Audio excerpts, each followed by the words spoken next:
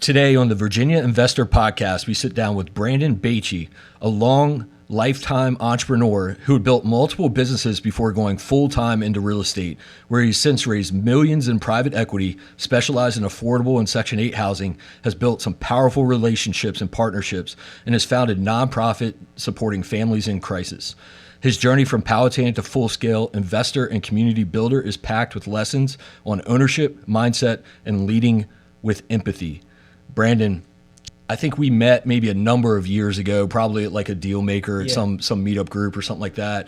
I've kind of been like tracking your progress and like seeing what you've been doing. You put out some good content too. Like I'm watching what you're doing on social media. I really am interested to learn just your background. I mean, like we do for so many of our guests is what's the mindset behind your journey? How have you become, seeing the success that you've had as a real estate investor, and what's next for you? So welcome to the podcast. I look forward to this conversation. Yeah, thanks for having me, man. Let's get into your childhood. Like, where'd you grow up? What was childhood like for you? Yeah. So I was born in Pittsburgh, PA, but I grew up in Powhatan. Moved to Powhatan when I was like 8 years old. Okay. I'm 40 years old now.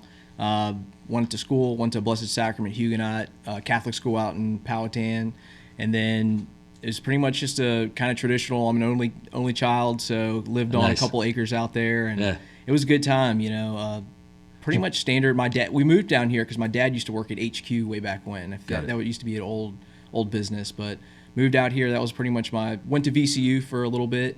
Only one semester, but then wanted more experience than just going to school. Did you play sports growing up or anything like that? Yeah. I played football. Okay. Played football. I was a running back. You can tell I'm not much of a basketball player, being 5'4". So nice. But I was a pretty decent running back, and I played sports. Sports was great for me. I mean, Catholic school was also great. I learned a lot. I was very appreciative that they were kind of tough on us. So. Right. I like that. It wasn't so much fun when you're in it, but looking back, it was a great experience. Right. Good learning lessons and learning how to work as a team. What you mentioned your dad was, I guess, more of the corporate style, and then did his job bring him to Virginia? Yeah. His job. He was a store manager. My dad's been pretty successful in like the retail world, store manager for like Best Buy, Lowe's, HQ. CarMax. He retired from CarMax recently. So okay, cool. I learned a lot. I would say, I like people. I love people. I think I'm a good communicator. I learned a lot of that from my dad. Sweet. Him being just a store manager and just having so many people work for him. When I was in high school, he was the store manager at Best Buy for a while. Right. And like literally half my friends worked for my dad because they were in high school or needed a part-time job. Right. And they always know, Gino Besci can hook them up and get them to work. And they got great discounts. That's and awesome. that was the jam back in the day. Getting the discounts. It was cost plus like 5%. So we'd buy speakers and subwoofers and amplifiers. That's right. Yeah. It was So that's kind of my growing up time. Yeah. So. Were you consider yourself like an academic in school? Did you care about your grades, get good grades, or were you more focused on like sports and other things? Yeah, that's a great question. No, I was definitely not an academic. Mm-hmm. I kind of joked that in high school I never took my book bag out of my car. So nice. I was that guy. I was that guy doing doing my homework. The class before and stuff like that. I mean, but surprisingly, I never really looked at my GPA or at the, if you told me right now, I can't tell you what I can guess, but when I found it like, I don't know, 5 or 6 years ago, it was better than I thought. I think it was like a 3.6 or 3.7 was my average. And I was dude, I was not. Yeah. So whatever that is, I mean, it was better than I thought it was. Yeah. In my head, I was like, I probably had like a 2.9 or something, or it was like in the mid 3s. So I was kind of happy about that. Yeah. That's funny. Cause when you said I never took I thought you were going to say like books out of your backpack, but then you said backpack out of your car. No, I literally stayed in my car. Yeah. Cause I'm like, why do we, but that was kind of how we got into VCU. So when you were like looking at colleges and stuff like that, did you have any real ambition to go to any college, or were you just kind of like following the crowd and that's what you're supposed to do? Yeah, I was following the crowd. I had in high school, my first business was of course I cut grass and stuff like that in the neighborhood for my neighbors, and then my first real business that wasn't a real business was auto detailing. So I did auto detailing in high school. And I went to VCU for, I think it was like business management or whatever, business degree. And, it was all the basic stuff, which is fine. Right. But I already read a lot of the basic business books, and I was falling asleep in class, and like, I almost got the stories. I don't know if I mentioned it, but like I was walking to class at like 6:30 in the morning. I almost got hit by a car on some Richmond street. And I was like, I cannot be doing this. I just need to go. That was your sign. Work. Yeah, that was my sign. I was like, dude, I can't be doing this. So I ended up just falling in, doing business full time. How far did you make it through college? Just like one semester. I think I can't remember if I did one semester or two. I didn't even check my grades, so I don't even know. I mean, they were bad. Yeah. I mean, I don't think I never even saw my transcript. I think I was like at probably like a 0.9 or something. Like I just didn't. There was no effort. I think there was one class I never went to, never even unwrapped my book because I thought I could get a full refund for it if it wasn't unwrapped, which is not true at all. I bought it for like $100 and I was like, I'm not going to unwrap this so I can get $100 at the end of the semester. Ended up getting a B in that class and then took the book back and they were like, we can give you $5 for it or something like that. And I was just like, oh my goodness. Yeah, and I like, I have two kids. I got an 11-year-old and a 5-year-old. I'm married. And like college is great for a lot of people, but sometimes it's just not, it's definitely for some people and definitely not. For sure. So. Yep. I think it depends on the person and like how much they love education and what they want to do in life. And then also like, where they want to be a doctor or an engineer, for sure. Like you got it. Or trades. Trades are great too. Right. If you're going into trades. That's a different path for sure. You had this entrepreneurship mindset. You did the auto detailing. Mm-hmm. When you had that, was that to get more money for any sort of like ambition of wealth at this time, or is it just so you could buy your next bicycle or buy like a car or something like that? Like, I just always really liked the idea of the freedom of being, having your own business. I like the idea of, during when I was in VCU, I was working for Sears. I was in sales too, and that's kind of where my idea has always been. I like the freedom. I really love the freedom of being self-employed. As you very well know, being a business owner is way harder than it seems on the, they think, oh, you got all this freedom. No, I mean, you're taking calls sometimes or 911 emergencies at 8 o'clock, 9 o'clock at night. There's stuff you're really never off completely. Right. But I just always like the freedom, freedom to do stuff like this, or if I want to go eat lunch with my mom or my dad or take my wife out, I kind of have that freedom. So that's kind of why I liked it. What made you think about that at that age? Because at that age, everyone knows, well, probably about when me and you were growing up, like everyone knows you go to college and you get a corporate job, right? And so what got in your head that was like any aspect that you could have freedom? I think it really was, and I know it's part of your story too, or that you've mentioned, or I've heard you. I think I read Rich Dad Poor Dad when I was like 16 years old. Oh, nice. So that kind of like planted the seed. How'd you find it? I've just always been interested. My grandfather, he passed away about a year ago. He's originally from Brazil. And he was always an entrepreneur. And I used to, my parents, this is way back when, my parents used to drop me off with him. And he owned all kinds of businesses, owned real estate, owned a trailer park. And I would be like 8 years old, 9 years old, and they would just like drop me off with him. And he would like go do stuff, like, fix a house or go do this or go do that. And that's probably like, if I'm really thinking about it, that's probably what planted the seed of like, hey, you can be your own boss and you can kind of do your own stuff on your own schedule. I always see he seemed to enjoy it and kind of like people too. Yeah. I'm pretty, I was never in the military, but the military probably would have been good for me because I don't like constraints, so I think that was a big thing, just to have that options in life. When you dropped out of college, what was the feedback that you got from your friends and family? It wasn't negative. I mean, they kind of knew that I was, doing other stuff or in sales. Like I had a pretty solid job, and I was, I was going, pretty successful in that. And that's kind of where my next part of the journey is like I was working in Sears. I was like when I was in college, around that like 17 and 19, I was in sales at Sears while, going the school stuff for a little bit. And then Sears didn't have a local delivery company. So if you bought something at Sears, and I worked at the one right up here in town, Chesterfield Town Center, and so if you bought like a lawnmower or an appliance from the store and you wanted it delivered, they couldn't do that. So I was like, wait a minute, I can go buy a box truck. And I actually knew another guy that did a similar business for, I think Lowe's or Home Depot. So I kind of knew about that's what he did, and I was like, wait a minute, Sears doesn't have this. So I went out, bought a box truck. and started doing deliveries for like the local deliveries. And we ended up doing all the deliveries for like every Sears, and there was like 9 of them. So we did all the local deliveries for like, lawnmowers and stuff like that. And it was good. We did that for like 3-4 years. What are some takeaways from that experience at a young age, starting your own business and working with a big corporation like Sears? Even if it might have been on a local level, so I don't know what the difference would be, but like there's probably still some red tape and approvals. Yeah. What was your experience just as a business owner at that age, scaling something up like that? Yeah, I mean, I had help from my dad. He had like a lot of experience in that, so he definitely helped me a lot of that because I was like 19 years old at the time. Right. It was a great experience. I mean, I had, at such a young age, I was talking to, all the store managers, the corporate guys. Yeah. I will never forget, Sears is all about like their customer rating, like you do a delivery, like feedback and stuff like that. I'll never forget, we had a delivery for this one lady that she, we were delivering a refrigerator, and there was like a 20-inch refrigerator, and it was like an 18-inch door, and it physically could not go through it. Like, right. It's, she's like, well, I need you to do this. And I'm like, ma'am, I mean, I can't. It won't go through the door. This is the only door. And she's like, all right, I'm gonna call the office. So she calls our office, and one of the girls answers the phone. She's like, all right, let me call the owner and see what. And then I'm standing in front of the lady, and my cell phone rings.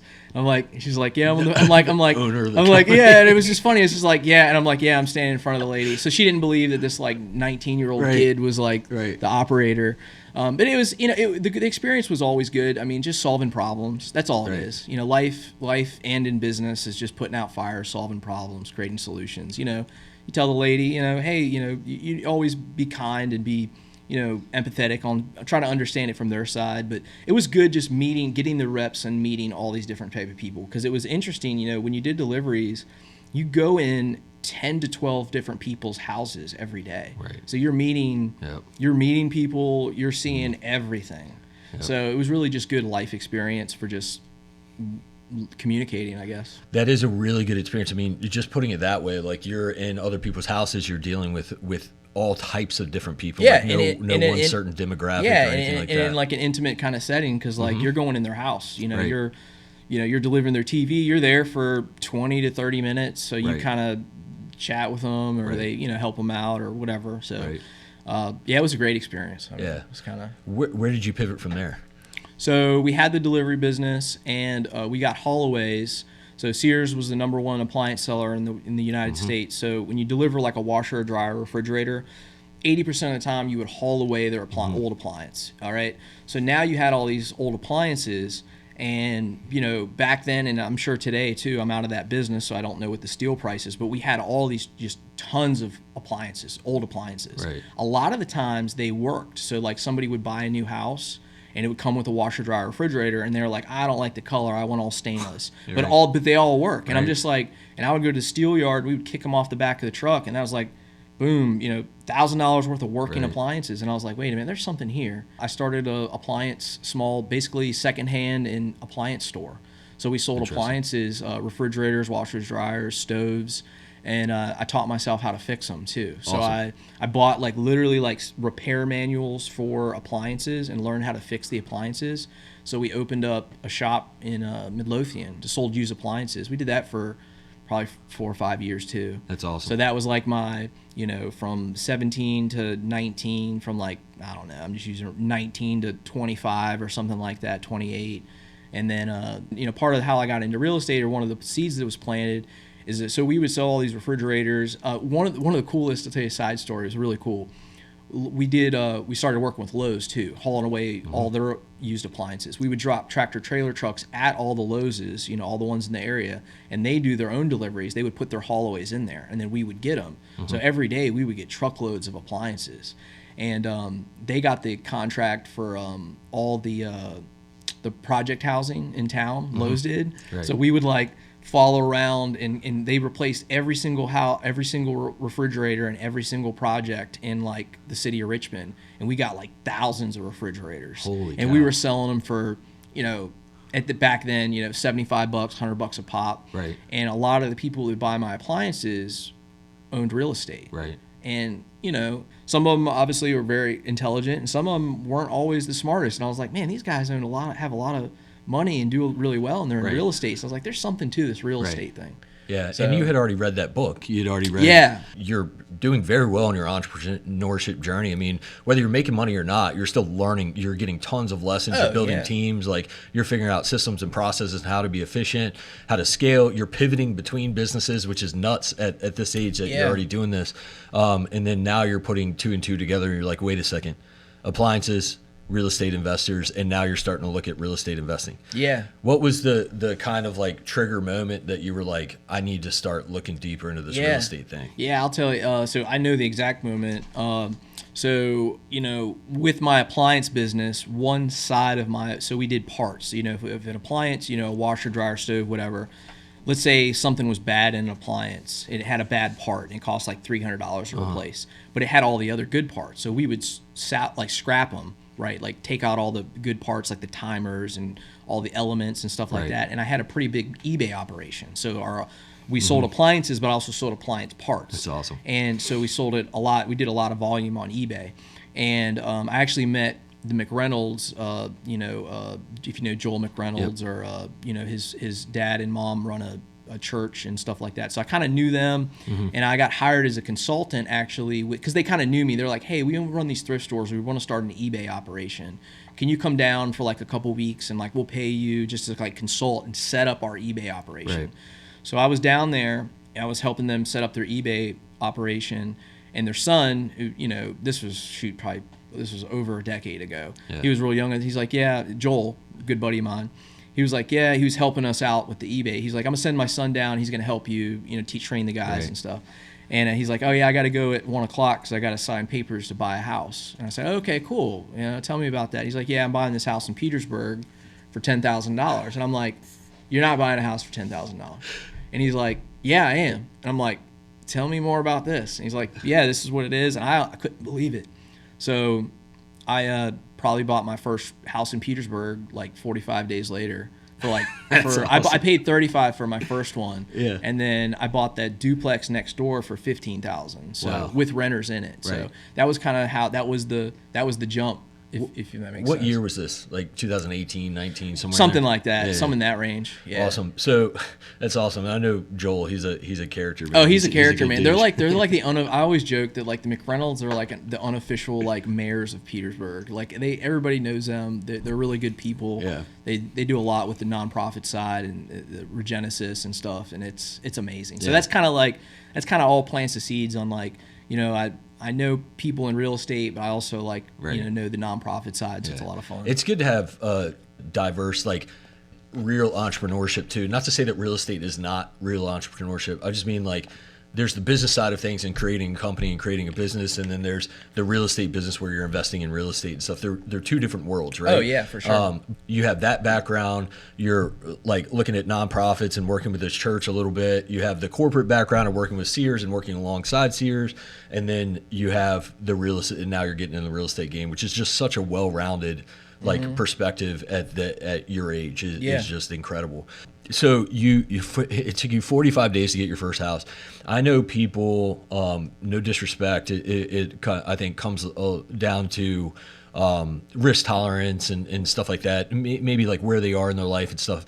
But there are people who I'll see at a meetup who, you talk to them, you say, hey, what's going on? What are you looking for? What do you do? And they're like, I'm still looking for my first deal. And then you see them 2 years later at the same meetup. Sure. I'm still looking for my first deal, right? But you're over here and you're like, you're obviously taking action. Like, to me, that's what it comes down to is maybe it's easier for me to say because I have a lower risk or maybe a higher risk time. I'm willing to take more risk, right? And so, but within 45 days, you're obviously set up for all this mentally. Like, you're prepared to take risks and take action and stuff like that.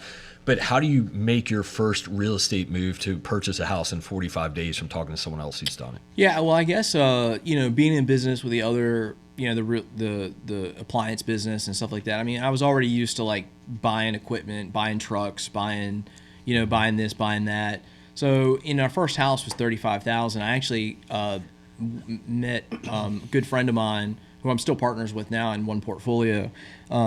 He wanted to get we were actually roommates at a time, and I knew he wanted to get into real estate too. And I was like, hey, let's partner up, and I can, I have this background, I can put the deals together, and he brought the capital. So awesome. I kind of that was our first couple deals. And then, I guess that's how I was able to do it so quickly. Or I have a pretty high risk tolerance too. I was like, hey, this house is 35 grand. We could rent it out for, not at the time, maybe 850. This was a long time ago, so maybe $800, $700, whatever. Right. So the numbers were there. It made sense, and it was just one. Right. So I always knew that, like, what's the worst case scenario? Right. Like, I buy it and like we lose 10. If I have to like liquidate it, we lose 10 grand. Like, that's not the end of the world. Yeah, It's like, that was my thoughts. It's on tuition. That. Yeah, Essentially. exactly. It's Do you still have that house? I don't. I wish I. Of course, common story. Yeah, I wish I did. I'm glad I sold that. I did sell that. I sold that house, and then I bought the duplex next door. I'm glad I sold the duplex, but I wish I would have kept that one house. Yeah. But So tell us about, like, how did you find that house? I just found it on market with a real estate agent. Cool. Yeah, and back then, like, there was, I'll never. This is a true story. There's houses. I like, there's certain areas that I like to buy a lot in Petersburg, and there's this one neighborhood. It's like, North White Hill, South White Hill area. I really like that neighborhood. And when I was first buying houses in there, I was passing on houses that, were $30,000, $35,000. Like, oh, it's too expensive. Now I'll all day long. I'll buy houses in there for $90,000, $100 grand. Like, that's a good deal. And I'm sitting here like kicking myself. I was like, oh, it should have been 15 grand. Like, you don't know what you don't know. There was that window of time in like 2018, 2019 where everything was just rocking, like on fire. You could get awesome deals. Yeah. But there were, to that point, there were certain houses I looked at where they were like $5,000 more than I thought they should be. And I was like, and then you passed, and now you're. And then now I'm like, I never would have known. It never would have made any difference at all. If you would have just, like, I'm seeing that starting to come back. I'm noticing, for me, in the last like 3 to 6 months, there's some good deals on market. I buy mostly off market stuff, but there's been a lot of good deals even on market. Stuff that's been sitting for a while. So with this first deal, was it like a BRRRR? Did you do? Yeah, it was a traditional BRRRR. Yeah, did you pull money out after a rehab? Because it's only 35. Actually, I think it was. We just used our own cash. Got it. I don't think it was a BRRRR. I think. So that's kind of how it gets into more of the real estate journey. Is we just bought it with our own. We bought these 2 houses just with our own cash, like just cash on hand, and just bought them. And then we're just sitting there, and pretty much all our money's in these 2 houses. And I go and I meet people that have 10 houses, 20 houses, 100 houses, and I'm like, how in the hell do they have like that's not? I mean, all my money's right here in these 2 houses.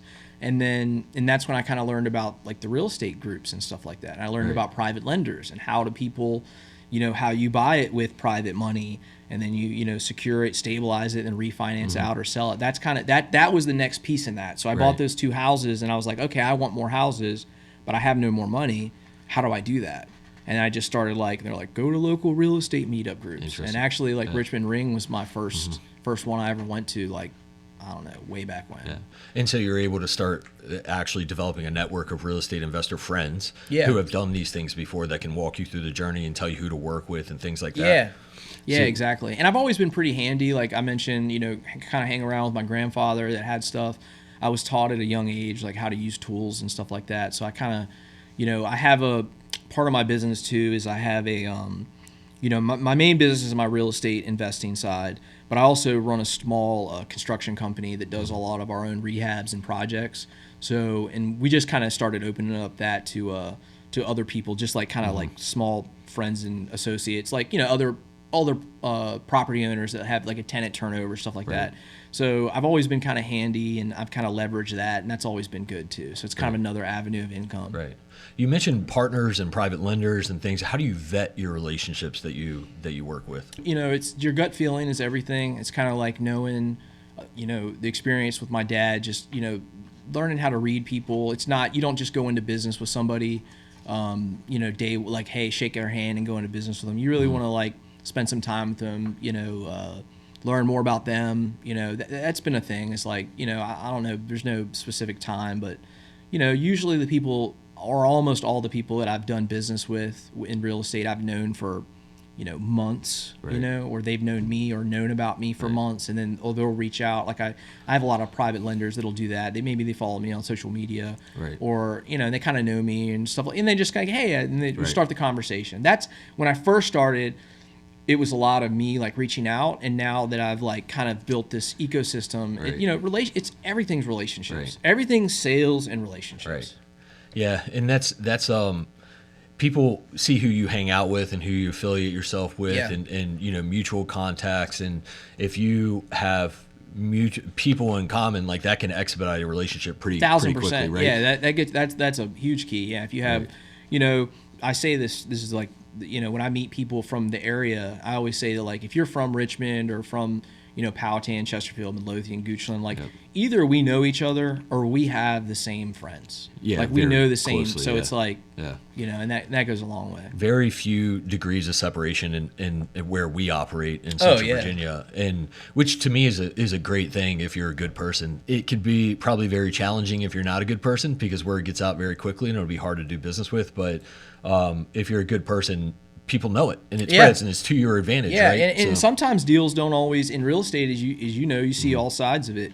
A lot of times deals don't go always expected, or if you're let's say you're buying a property, you're selling a property, and I have private lenders, and we think they're going to get their money back in 3 or 4 months, and it's property's for sale, or a contract falls through and it takes a little bit of time. I mean, that's always that, like, the relationship capital. So it's like the key is, and this is one thing I've learned through mentors and stuff like that, especially when you're in the world of private equity like I am. The number one thing when you are dealing with investors, things happen in real estate. Deals go bad or deals take a little bit longer. But the main thing is that, do they trust that operator to get them their principal back? Right. Period. Right. So if it takes a couple extra months or something, that's not the end of the world. But you're just not going to say, sorry, you're 25 grand, you're 50 grand, you're 100 grand. No, I mean, at the end of the day, you're getting your money back. Right. Period. Right. And I think that's what has made me successful, is like the people believe in me, knowing that most of my deals go great. Right. But in real estate, things happen. Inspections come up, contracts fall through. But that's little seed, or people that are watching or hearing this, like, the number one thing if you're raising private capital is, like, you are going to get their principal back. Right.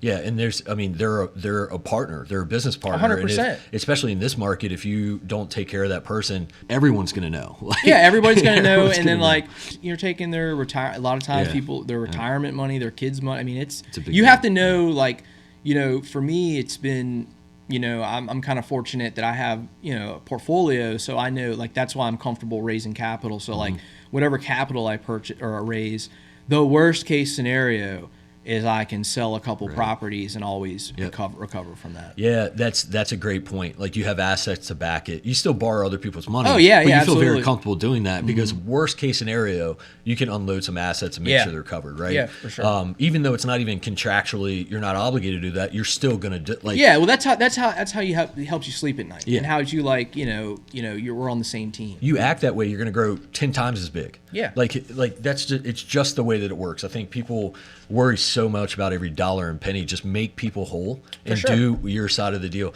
There was only one deal that I was a part of, and by being a part of it, I had borrowed private money, and it was a house that I was buying, so I was like the main player in the deal. But I was rehabbing house. The GC demoed the entire house, and we were popping the top, adding a second floor, demoed that, tore off the roof, tore out the frame, like demoed everything, and then abandoned the job.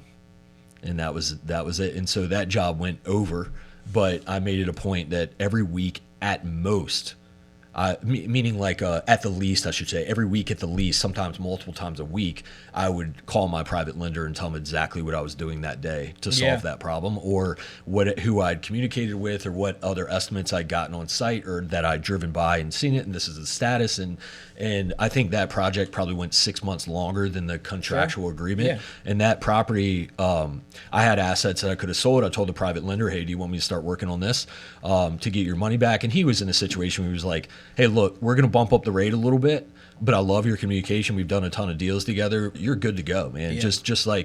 Just get the house settled. You're good. And so we went, and I got another GC on site and built it up, and then refied out. And it was still a great deal for me somehow.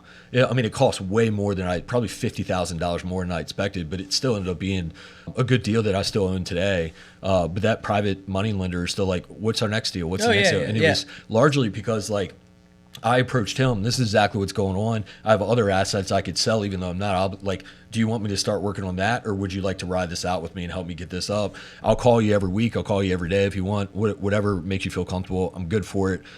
This is just the unfortunate situation that we're in. Yeah. And then I'm also like, I've learned lessons. Like, this is not the contractor's fault.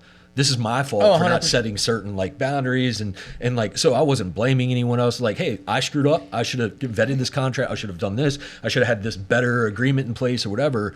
And I didn't. And so I'm sorry we're in this position, but this is all the things I can do to make it right. But that we had done probably like 10, 12 deals together at that point, that private lender, in the past like year and a half. And so he was just like, dude, you're good. Just keep communicating. We're good to go. We'll that's the secret. You hit the nail on the head. You know, when deals go a little different, the first action is to increase communication. 100%. Not that most people want to just back out. No, you have to increase because like things happen. Mm-hmm. They happen. You know, like what you said. You know, I've had that same situation, and you know, you're right. Like when you have a project, that's part of if you do 10 deals, expect the bad contractor things on one or two of them. Right. Like, so don't, you know, that's expected. Right. You know, we say the same thing to tenants in the property management world. We're like, just communicate with us. Yeah. Because when you go dark and all these things happen, you can only assume, we don't know what's going on. We don't know you. We don't have like know your family and all this. Like, we don't talk every day. But you don't know if they're in the hospital or they're just communicate with us. Like, let us know if you can't make a payment, communicate with us, because there's usually ways or processes or policies that we have in place that allow for some sort of like grace or some sort of payment plan or some sort of way we can work together, because no one wants to go through the eviction and property damage and all these things. And so, like, if you shy away from your depending on who the manager is and landlord, but like if we're encouraging a relationship and encouraging communication, don't lean into it when you have an issue, and our team will do whatever we can to help. And we could work in advance before anything becomes a big issue. And the tenants that do that, we have a way better experience than the tenants that like run into an issue and go dark and we never hear from me. And then that's when all these problems start happening. Yeah. But you mentioned relationship capital. I'm a big fan of leadership capital, relationship capital, and thinking of things in those terms. How would you describe relationship capital? Relationship capital, obviously having, solid relationships and positive experiences with other people in your space or people that are in higher levels with you. And even, being able to solve problems, being able to call people, I think it's great, there's pretty much any problem I could ever need to solve. I can pick my phone up and call, and people will answer the phone, or people will want to help you. And I think that one of the biggest reasons for building that is not only just taking, it's giving. Every time I always meet, my friends know this, and everybody, you see me maybe post on anything I can ever do for anybody. I'll always jump on a 5-10 minute phone call if I can help somebody, and that, you just build relationships that way. And the other big secret is like, really care about the success of the other person, not just like, genuinely. Hey, this is genuinely like, I want you to be happy and you to succeed. And then that, you can't fake that. Right. I think that's really what it is. Right. I like the term capital, relationship capital, not just building strong relationships. But relationship capital is just money in the bank. Oh, right? It is. And sometimes you have it. And sometimes you have to spend it. Yeah. And sometimes you give it and take, but sometimes if there's, you can joke or, say, hey, I know I'm spending some of my relationship capital right now on this, but that's what it is. Yeah. You build, you know the other person, the party, and then it's just, and it makes life fun. That's the other secret of it, is like, it makes life fun and life interesting when you can connect with others and help them on their journey too. It's not just about you. It's about them. Yeah, playing a team game is way more fun. Oh, regardless if it's your own LLC or whatever, it's still awesome. It's all work. So you had these other businesses. When did you decide I'm going to step away from all that and just do real estate? It was kind of the standard thing of I had all these like different little small businesses, and I was doing them well. They were doing well, but I kind of had like 2 or 3 small businesses going on at the same time. And I was like, I just need to focus on one thing. Mm-hmm. So that's kind of when I just went in and focused all on real estate. And just started, and I still have the construction company. I still have this, similar construction company. So I was like making money, doing deals, able to work on my own projects and stuff like that. That was kind of the first step of me like stopping my other businesses. I actually sold my eBay business and then used some of that money, and then just started doing my own deals, and then using my own construction company to kind of like make some income. Mm-hmm. Well, because doing flips and stuff like that takes takes time, like, so you're not getting like a weekly paycheck. You get paid, we're talking months, so that's kind of how I just made that decision. Were you bigger into flips or rentals, or like did you already? I started off doing rentals mostly. Okay. And if I had to do it all over again, and this is like some advice that I would give that maybe people are listening, or like, hey, I want to get into real estate, If I could start over, 9-10 years ago, I would have done 70% flips or transactional stuff, and then like 30% long-term holds. Because when I started, or in my head, I was like, yeah, rental properties is how you make a bunch of money. And it is how you grow wealth, but it's not how you don't make money, making $200, $400, $500 a door. Like that does not, it adds up, but then boom, an HVAC goes out. And that's $7,000. That takes up all your cash flow for a year or two. Right. So like where I kind of messed up is I focused too much on rentals, and then this year's been really tough for me as far as, because 2 bags of groceries are $75.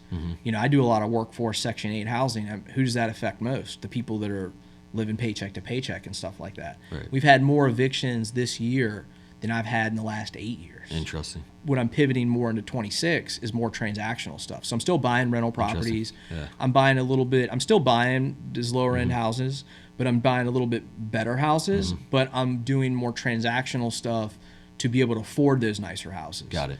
So scale up the portfolio a little bit, but get the capital to do that. Yeah, I'm trimming off. I'm selling a few of the lower end Mm-hmm. properties that aren't performing, and then doing more transactional stuff. Using I've learned a lot from mentors and stuff like that on like deal structuring. I think that's something I'm pretty good at. I'm doing a lot of seller financing stuff. So I have callers and teams that we put out. Like each team guys were responsible for 3 or 4 offers a day, and they're putting out 3 or 4 seller finance offers a day. Awesome. That's the strategy we're running now. Like properties that have been on the market for more than 90 days. Right. We're just we have a formula. We're plugging that in, and we're giving them an offer. Hey, this is our cash offer. This is our seller finance offer. And most people tell us no. Right. But it's a numbers game. It's a numbers game, and it works out for them, and we do. So that's another strategy how I'm pivoting from getting out of the lower end properties and more into better properties. Was it just a sort of a capital game as to why you started in the lower end, kind of Section 8 niche? Yeah. I think it was it was a low bar of entry, and then back 4, 5, 6 years ago, it was really easy to refinance out of them, BRRRR out of them, and get all your money back. So right. We were buying, round numbers, we were buying properties for $50,000, $60,000, putting 10, 15 grand into them, and then refinancing and getting 100, 120 back. Right. It was very common for us to get $20,000, $30,000 at closing on a refinance, and that was great. Yeah. So we're getting pretty decent sized checks just to buy properties. Right. Yeah. And so that was great. And then, the market changed a little bit, and it got a little tighter. So you had mentioned a lot about when you do deals, you want to be sure everyone wins, right? Yeah. You want to be there's some level of empathy in the deal that that some of these sellers that you're working with, and even in the tenants that you're working with, and things like that. What can you walk us through? Sort of what maybe one of your challenging off-market negotiations, or something where you were able to structure something where everyone won. Yeah. We deal a lot with, on the distress side, we have a lot of leads that come in, and deals we work are, older people that live out, maybe they're 75, 80 years old. They live either out of state or 2 or 3 hours away. They have a tenant that's just hasn't paid rent in 10 months. And we'll talk to them. We kind of understand both sides of it. So the owner of the property is really ticked off. They're F these people, they haven't paid me in 10 months. And I understand that side. And then you go to the tenant, and then, we'll view the property, walk the property, and they're like, the lady cusses at me every time I talk to her. She hasn't fixed any of this stuff. And, you hear both sides. The truth's usually somewhere in the middle.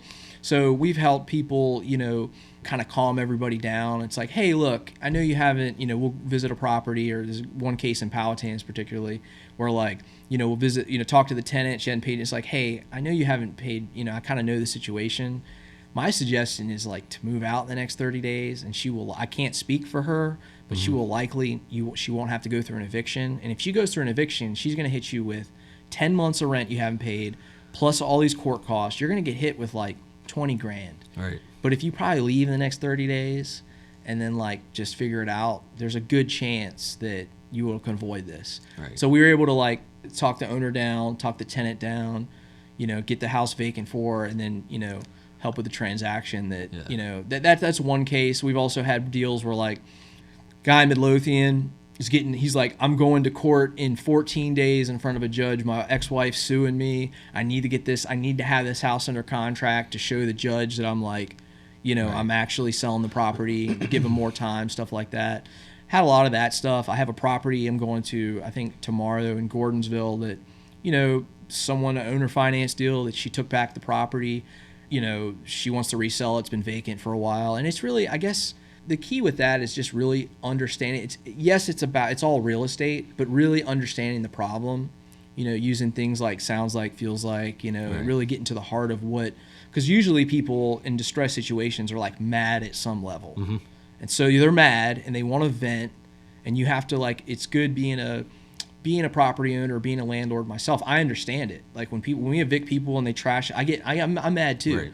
But the second side of that is it's also part of the game. Mm-hmm. You just like what you said, like it's like the extreme ownership. Like this is what I do. Like mm-hmm. I'm in subsidized housing, workforce housing. To think that I'm not going to have an elevated eviction rate than somebody that maybe do housing in $500,000 houses is I would be wrong to think that. Right. Like it's on me to understand that. Right. So I don't know if that answers your question, but it's kind of understanding all sides and just working through the problem and calming people down too. Yeah, no, that's good. I mean, you're taking information from all parties, putting it together, kind of you're detached, so you're not emotionally involved in this. Yeah. And so I think a lot of people, you're a fan of Jocko Willink, right? Yeah, absolutely. You mentioned extreme ownership and things like that. Like he talks about detaching from the situation, being able to detach from the situation. You have this landlord over here who is not detached, and they're emotionally tied, financially tied, everything to that, and they are very frustrated about whatever. You have this tenant that is going through whatever they're going through in life that they're trying to get past that's very stressful to them, and they are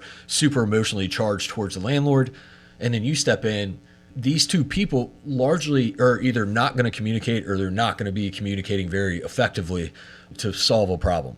And if you're able to step in unemotionally and you can say, the clear solution is this. Yeah. You can't just say that because then it makes both parties mad, right? Yeah. You listen to that, you show empathy, and you're like, okay, look, what if I can do this? What if this? And they're going to be like, oh, that might be a good solution. Then you listen and show empathy to the tenant side, and oh, that might be a good solution. And then boom, like you might be able to have them because they're not mad at you.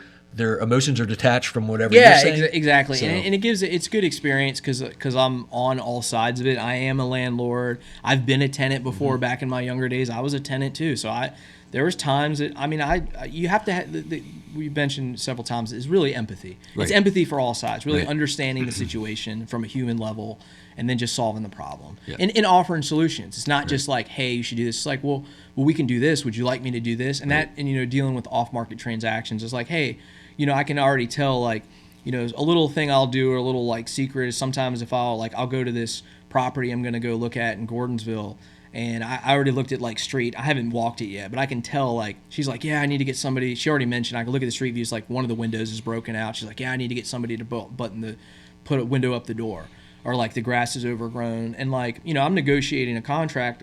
She wants $150,000 for this house. I'm gonna try to get it for like $130,000, but I know that I can like, say, hey, you got this stuff. Yeah, the window. She was in Texas when I talked yesterday. She's in Texas. So she's in Texas, whatever. I have a crew of guys and stuff like that. I'm like, yeah, I'll throw the board up the board for you. Or, hey, I put a lockbox on it. We boarded up the door. Is that cool? And, the $100 it costs me, there's a good chance, we haven't done the deal yet, but there's a good chance I'll get $2,000, $3,000, $5,000 off this deal, spending $100 helping her with her solution. Yeah. Like she's, you know what I mean? So some people don't break into her house. Yeah. You're adding value, and you've just built trust and credibility. 100%. That, like, you're going to be a good person and try to help her out. It's like, it's one of those things like, caring about the other person. It's not just about taking. Like, I'm not like, oh, it's like I'm giving first. It only costs me $50, $100 bucks. Right. But I know I'm negotiating thousands. Right. I always say in real estate, or like, of course, the small number, we don't want to be wasteful for money, but like when you're talking in like negotiating deals, like really hundreds don't matter, thousands matter. So if I can spend $100 or $200 to like massage a deal, it'll almost exponentially pay off, either building trust or locking up a deal or on the negotiation side later. Yeah, that's long-term thinking. That's Yeah. bigger picture thinking, because a lot of people won't spend that $100. So you'll be like, I'm not going to spend $100 if I don't know if I'm going to buy this house yet. But again, numbers game. You might spend $100 and not buy the house, not get the deal. I can guarantee just by talking to you, you're not going to be upset about that $100. You're going to be like, hey, cool. You know, one, we helped her. Yeah, you solved the problem. You made someone's day Sweet. too. It doesn't. Yeah, you made somebody's day, and like this doesn't really necessarily matter. But the lady owns 30 other properties. So like, guess what? Even if we don't do this deal, I can tell you, myself and our callers will follow up with her Right. every couple months to the end of time on like, hey, how you guys? Is there anything else we could do for you? Be a service? And she's gonna say, yeah, I actually got this other one. The tenant's moved out. She might even call you first, like, because that's the service you're providing. Exactly. Right? That's part of the part of this, solving problems. That's awesome, man. I love the way that you put it, and I love the way you think, because I operate very similarly. Like, sometimes to a fault, will invest like my time and effort and energy into other people as much as I possibly can to add value. I have zero expectation that anything's going to come back from it. And it just fulfills it. It makes me feel good. But what happens in business, as we know, is like usually it comes back tenfold. Oh, yeah. But that's not what I'm thinking about when I'm doing No, it. I'm yeah. like, I might hear from that person a year later, and they might be like, hey, I got this massive deal for you. And I'm like, oh, cool. Awesome. Thanks for thinking of me, Yeah. You had mentioned you brought construction into your real estate, or like have this started this construction business. You said you are starting to think more about like friends and family doing it, third party construction. What was the decision to bring it in house? Just the volume you were doing, and then what did that look like from a business perspective? So I've always had, anywhere from 3 to 8 projects going on at all. Just my personal like real estate journey. I have like anywhere from 3 to 8 projects going on, and we were always having, construction projects. And, always rehab budgets and stuff like that. And it was obviously just made sense to like hire or have like a full-time foreman kind of thing. And then using him to help manage our rehabs, hire other subs and stuff like that. He's essentially a contractor. Have him like, so we can manage projects in-house, kind of more of that vertical integration type stuff. Because if we're going to spend it, if we're going to spend $20,000 on a rehab, we have to find all these subs, and it's almost better just to have our own little small crews or my main go-to guy that can like coordinate all that. Right. And it's another way. It's not a ton of revenue, but it's another way. It's like another drip of like getting bringing in capital for just expenses. Right. And then recently, we've been because we already do it so many. We do our own. You run property management, so you probably have your own. Do you guys have your own service guys too, or no? Yeah, we have an in-house maintenance team. Yeah, so it's kind of the same thing. And we're Class A GC and stuff. Yeah, too, so there you go. Yeah. So it's kind of the same kind of thing where it's like, we're in the same kind of boat. Where like, if you just did property management but you didn't have any of your in-house guys, then you'd have to like call ABC Home Repair and be like, I can't get out there. But now you can kind of control it, and now it's another source of revenue for you because you can. My first hire was a maintenance tech, believe it or not, because I wanted to control the cost, the quality, and the responsiveness. Yeah, and that I was like, if we can do that, money or not, we didn't start thinking about making money on maintenance until like we've been in business maybe 7 years now, until maybe about 5 or 6 years in. Like we're still kind of like looking at, all right, maintenance, because now it's at scale, right? We have enough units now to where we're like, we don't want to bleed money on maintenance. Yeah. And so we need to look at this more of like be smart about how we're doing it. And so the first 5 years was always, how do we control cost, responsiveness, and quality? And we knew that we had, when you're smaller, it's harder to have the bigger vendor relationships. Basically, vendors are like, are you worth doing, as a property manager, they want to do retail stuff. They want to either work with large property managers. Yeah. When you're small, you have a couple hundred units, it's hard to find good vendors at good pricing, below retail prices that your clients expect. And so I was like, fine, I'll build it in-house, and so that we can get lower than retail prices until we get the vendor pedigree up to where we need. And now we have a great mix of both. I think we've had as many as like 10 in-house techs, maybe like 8 or 9 in-house techs that are certified in different things and have different strengths and stuff. They work together really well. We have an awesome culture of like not beating each other up and having these egos. It's just like, we're a team. We can do way more as a team. So they're helping each other out. They're calling each other and stuff throughout the day. And then we also now are fortunate to have some really solid vendor relationships that give us preferred pricing and everything like that. So it's a good match, but it was definitely very important for us to bring that in-house to control. Yeah. When other people may or may not show up, we know we had the essentials on lock. That's kind of exactly what it is you kind of know that, and you same exact kind of thing. I want to talk about your nonprofit that you started. Sure. That is shelteringvillage.org. Yeah. Tell us about that. Why did you start this? What does it do? So obviously being in Section 8 workforce housing, and then actually dealing with the McReynolds and their nonprofit a lot. They do a lot. They're out of Petersburg area, and they do a lot with like going to like the motels that like people are like basically homeless, or in crisis. I mean, I think they're homeless. If you're living day to day and you can they're basically homeless. They don't have a true home.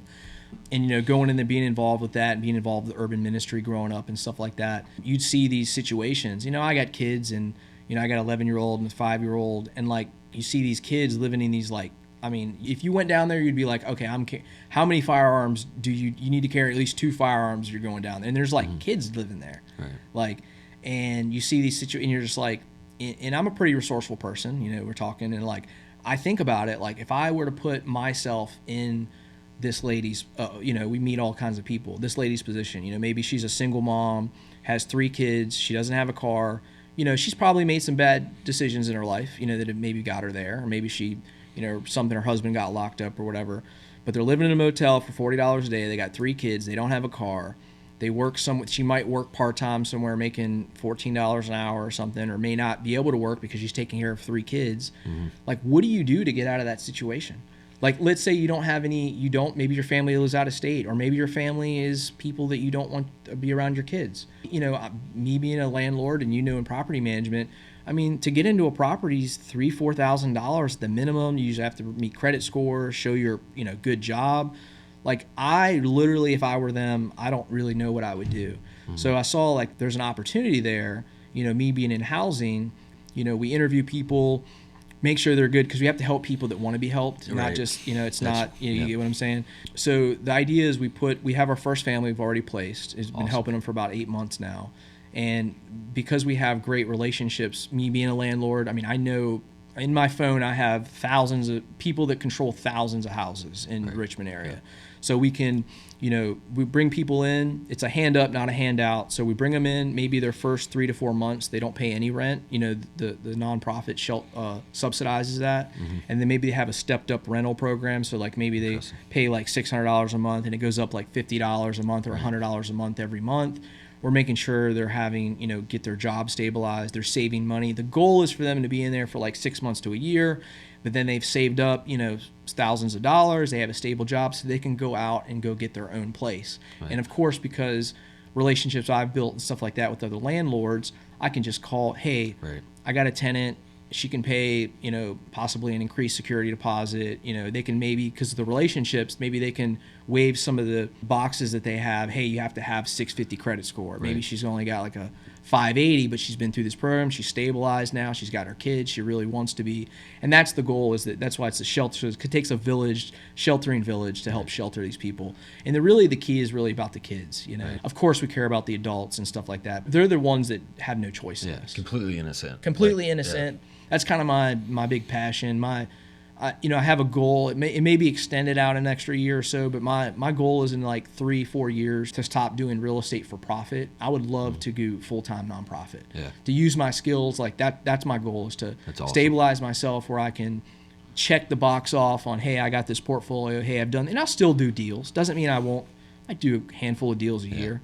But I would love to use my skills in capital raising, my relationships I've built with, private companies and landlords, and even connecting, the government, because, the state government, federal government. I've had conversations with HUD, the people. I've talked to these people.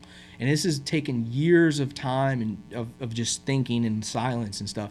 There are a lot of great charities and stuff like that.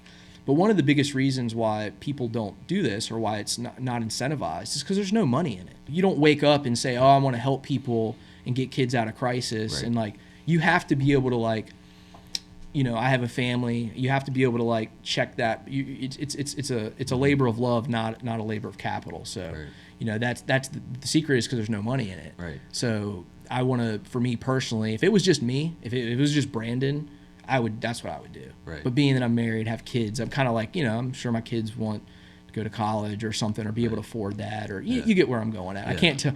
About once a quarter, to be quite honest with you, I talk myself off a ledge going like, I'm doing it. I'm going tomorrow. I'm going full-time nonprofit. And I'm like, like how much am I creating? But that's, I don't do it. So I'm sure you can find a good balance of both, because you do have to support your family. Yeah. But to be able to dedicate a lot of your time and energy to this other thing. Yeah, too, as well. And the way I look at it now is just the experience we talked about before, like learning stuff. Like even though I started this thing like 8 months ago, about 8 months ago, I'm really in college for nonprofit. I'm learning the processes. I'm learning how to talk about it. I'm learning I just set up our payment thing. So, whatever. I don't even know how to do all like donations. Yeah, donations and stuff. So I don't even know how to this is all new to me, and just the way to do it is just to do it, and you fail forward, right?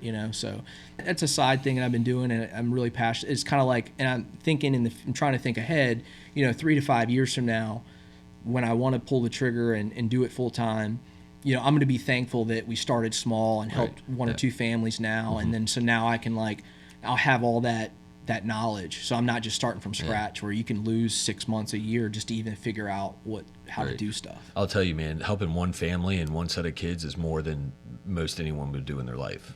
So that still is a dramatic impact to a few people. That's still a big thing, and that's the cool thing about it. And it's not about any of that stuff, but it's just cool that you can really, even though the kids may never know, and that's fine. Right. But you change. That's even better. It's way sweet. Better.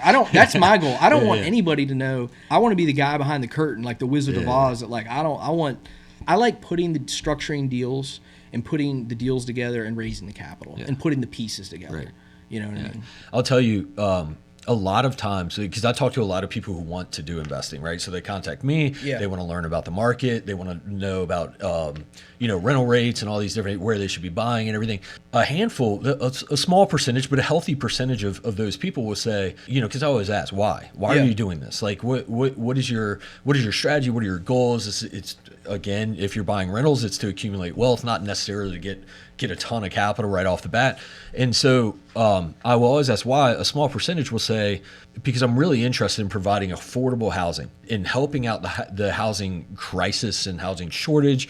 And I want to do these BRRRRs or do these, buy these properties and just do half the rental rate that everyone's doing. And I'm kind of the first time I heard it, I was like, heck yeah, that's awesome. Second time I heard it, I was like, all right. And then third time I heard it, fourth, fifth. The thing is those people who get in it for that game, I'm sure there's people who have done things and figured it out, but they end up realizing that's not possible. No, it's not. Unless you're coming from a place where you have many millions of dollars already and you can just donate this money with no grants or anything in return. But you can't start a company that is not profitable and expect it to sustain. It's not sustainable. And so there's a lot of people who have that goal and have that mindset. But I bring that up to say, a lot of those people will then get into real estate investing and they just do well, but they just have normal rentals, right? That cash flow and everything, which is fine. I think they just learn that maybe they can do that later on in life but you are probably one of the first one or two people that are actually doing something about it that I've talked to personally. I know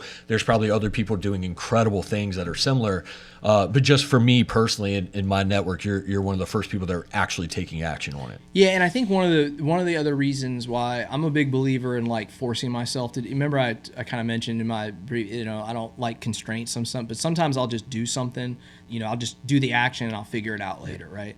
Now that I know this internally in my own thoughts, but the other reason why is if I'm going to build this nonprofit into something pretty big eventually, I'm going to need to show proof. It's not just going to be a piece of paper that's hey, this is my idea. It's no, we're already doing it. Right. So my goal is to of course, network with private individuals and companies for donations and stuff like that, or how partnerships, not just about donations, it's partnerships, is also to show pro forma on to the government. The federal government. Yeah. I mean, we're all people. We all. Government's been crazy, right? But at the end of the day, it's people that write checks. So if you can go to your state government, your federal government, the housing programs, and they spend and say in grants, exactly, and say, hey, this is what we're doing. These are the network of landlords we have. You know, you can put this when it goes directly to that, and then so that's been part of it too. Is like, I know I couldn't build something out unless I'm going to actually do it. You have to have a prototype. Yeah, that's awesome, man. Lots of respect for that. Where can people find you? How would they get in touch with you if you Yeah, so I'm on Instagram. Learn Love Prosper is probably the best way. Okay. Or I have a website, investinginhousing.com, and then my nonprofit website, shelteringvillage.org. Awesome. Any final thoughts? No, I appreciate you having me. You know, you guys have done awesome at Peak. I mean, it's, you know, I know you've heard this a bunch, but it's definitely one of the, you always hear like, who's the best property management in town? It's like, well, Peak's, you know, it's here Peak. So just thank you. Appreciate you being a, you know, friend, and anything I can do for you, let me know. Yeah, I appreciate that. I'm blessed for all the support that I've gotten in the community, but really thankful for what people like you do. I mean, you're doing some good stuff. You're buying housing. You're making it better. You're helping people get off the streets essentially as well. I love that new mission that you have. Did you want to shout out your construction company too? Yeah, I mean, it's PW Devco is the construction side. So if anybody locally in the Richmond area, friends and family. If you're not friends and family, become friends. Yeah, you can still chat. We do a lot of like, you know, tenant turnovers. It's all the stuff we're doing in my own portfolio. Awesome. So I have the crews. So cool. Awesome. Yeah, you can reach out on Instagram or anything. I always say this. There's anything you can DM me. You can, you know, I'll always jump on a 5-10 minute call or DM if there's anything I can help people, you know, in their real estate journey, because that's how I learned. I learned from great mentors that took 5 or 10 minutes of their time to give me this nugget to elevate me, and I think it's, you know, just give back. So. Yeah, pay it forward, right? Yeah. So, man, thank you so much for sharing your journey. It's been great to get to learn more of your story and your success, and I really appreciate you coming on the podcast. Yeah, man. Thanks.